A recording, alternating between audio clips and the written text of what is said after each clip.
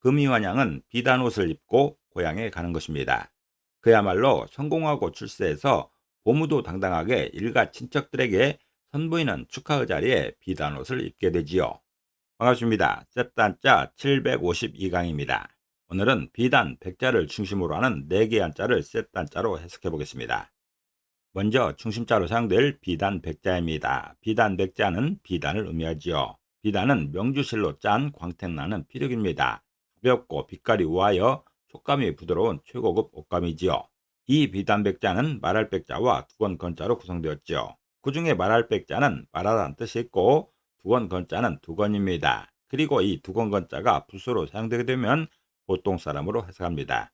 왜냐하면 두건이라는 것은 머리에 쓰는 수건인데 보통 사람들만 하는 것이죠. 일반 노동자들이 머리에 하는 게 두건입니다. 그래서 두건은 보통 사람으로 해석합니다.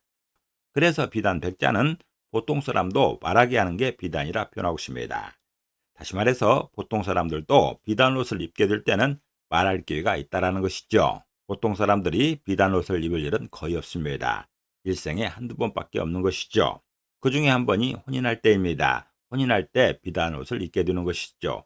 이때 말할 기회가 있게 됩니다. 사람들에게 말할 기회를 갖게 되는 것이죠. 그리고 혹시라도 출세하게 되면 비단 옷을 입을 기회도 있습니다. 이럴 때도 말할 기회가 생기는 것이죠. 비단백자는 보통 사람도 말하게 하는 게 비단이라 표현하고 있습니다. 다시 말해서 보통 사람도 비단 옷을 입을 때에는 말할 기회가 있다는 것이죠. 사용 단어로선 명수죽백이 있습니다. 명수죽백은 이름이 죽간과 비단에 들이운다는 뜻이죠. 이름이 역사에 길이 빛남을 이루는 말입니다. 그리고 패백이나 금백이라 할 때 비단백자가 사용되고 있습니다. 중심자인 비단백자에 또 하나의 부수를 추가할 때마다 또 다른 한자를 만날 수 있습니다. 이것이 바로 셋단자입니다. 비단백자가 사용된 첫 번째 관련자는 비단금자입니다. 비단금자는 비단을 의미하고 비단옷을 의미합니다. 이 비단금자는 쇠금자와 비단백자로 구성되었죠. 그 중에 쇠금자는 쇠입니다. 금붙이를 말하고 있습니다. 그리고 비단백자는 비단을 의미하는 것이죠. 그래서 비단금자는 금붙이를 장식한 비단으로 만든 옷이 비단옷이라 표현하고 있습니다. 다시 말해서 비단으로 옷을 만들고 거기에 금붙이를 장식한 최고급 예복을 비단금자로 설명하고 있습니다.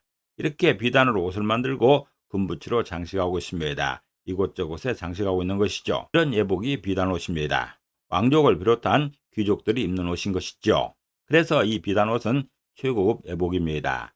비단금자는 금붙이를 장식한 비단으로 만든 옷이 비단옷이라 표현하고 있습니다. 다시 말해서 비단으로 만들고 금붙이를 장식한 최고급 예복을 설명하고 있습니다. 사용 단어로서는 금이환양이 있죠. 금이환양은 비단옷을 입고 고향에 돌아온다는 뜻이죠. 출세를 해서 고향에 돌아온다는 말입니다. 그리고 헌금이나 금체라 할 때 비단금자가 사용되고 있습니다. 두 번째 관련자는 솜면자입니다. 솜면자는 솜을 의미하죠. 솜은 목화씨에 달린 털 모양의 흰 섬유질입니다. 이 솜면자는 실명자와 비단백자로 구성되었죠. 그 중에 실명자는 실입니다. 옷감으로 해석하겠습니다. 그리고 비단백자는 비단을 의미하고 있습니다. 그래서 솜면자는 실로 된 비단이 솜이라 표현하고 있습니다. 다시 말해서 솜으로 무명천을 만들면 그것이 고급 옷이 된다는 것이죠. 솜으로 만든 무명천은 비단처럼 고급 옷이 된다는 것입니다. 이것이 바로 목화입니다. 목화 열매가 솜인 것이죠. 이런 솜으로 옷을 만들면 무명천이 되는 것이고 비단옷만큼은 아니지만 그것에 버금갈 만큼 고급 옷이 된다는 그런 설명입니다. 솜면자는 실로 된 비단이 솜이라 표현하고 있습니다. 다시 말해서 솜으로 만든 무명천은 비단처럼 고급 옷이 된다는 그런 설명입니다. 사용 단어로서는 멸리장침이 있습니다. 멸리장침은 솜 속에 바늘을 감추어 꽂는다는 뜻이죠. 겉으로는 부드럽지만 속은 아주 흉악함을 이루는 말입니다. 그리고 면포나 면화라 할 때 솜면자가 사용되고 있습니다. 비단백자가 사용된 세 번째 관련자는 목화면자입니다. 목화면자는 목화를 의미하지요. 목화라는 것은 섬유 작물로서 열매는 달걀 모양이면서 솜털이 달려 솜이나 무명천을 만드는 것이죠. 이 목화면자는 나무목자와 비단백자로 구성되었습니다. 그 중에 나무목자는 나무를 의미하는 것이고 비단백자는 비단을 의미하고 있습니다.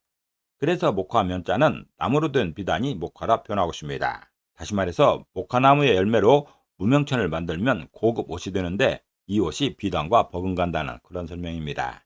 목화 열매로 만든 무명은 비단처럼 고급 옷이 된다는 그런 설명입니다. 이 열매가 목화 열매입니다. 솜 모양으로 생겼죠. 이 솜을 따서 무명천을 만들게 됩니다. 그리고 그 무명천으로 고급 옷을 만들 수 있는 것이죠. 바로 이런 옷입니다. 두루마리뿐만 아니라 많은 옷을 만들 수 있는 것이죠. 목화면자는 나무로 된 비단이 목화라 표현하고 있습니다. 다시 말해서 목화 열매로 만든 무명은 비단처럼 고급 옷이 된다는 것이죠. 사용 단어로서는 면자가 있습니다. 면자는 목화씨를 말하고 있습니다. 그리고 면류도 있습니다. 면류는 목화씨로 만든 기름입니다. 이럴 때 목화면자가 사용되고 있습니다. 네 번째 관련자는 도울방자입니다. 도울방자는 돕다는 뜻이 있죠. 돕다라는 것은 어떤 상태를 증진하거나 촉진하는 것입니다. 이 도울방자는 봉알봉자와 비단백자로 구성되었죠. 그 중에 봉알봉자는 봉하다는 뜻이 있고 비단백자는 비단을 의미하고 있습니다. 그래서 도울방자는 비단으로 봉하여 돕는다 표현하고 있습니다. 다시 말해서 비단옷을 선물해서 직분에 더욱 충실하게 한다는 것이죠. 그가 더 열심히 일할 수 있도록 촉진시키는 것, 증진시키는 게 도울방자입니다. 일을 잘하고 있는 사람에게 비단옷을 선물해서 일을 더 잘할 수 있도록 돕는 그런 상황입니다. 도울방자는 비단으로 봉하여 돕는다 표현하고 있습니다. 다시 말해서 비단옷을 선물해서 직분에 더욱 충실하게 한다라는 그런 설명입니다. 사용 단어로서는 방자가 있습니다. 방자는 지방 관하에서 문서 전달을 하는 하인을 말하고 있습니다. 춘향전에 방자가 나오지요. 사람 이름이 아니고 직분의 이름입니다. 그리고 방조가 있습니다. 방조는 형법에서 남의 범죄 수행에 편의를 주는 모든 행위를 방조라 합니다. 이럴 때 도울방자가 사용되고 있습니다. 오늘은 셋단자 752강으로서 비단백자를 중심으로 하는 4개 한자를 셋단자로 해석해 봤습니다. 오늘 배운 것을 다시 한번 요약하겠습니다.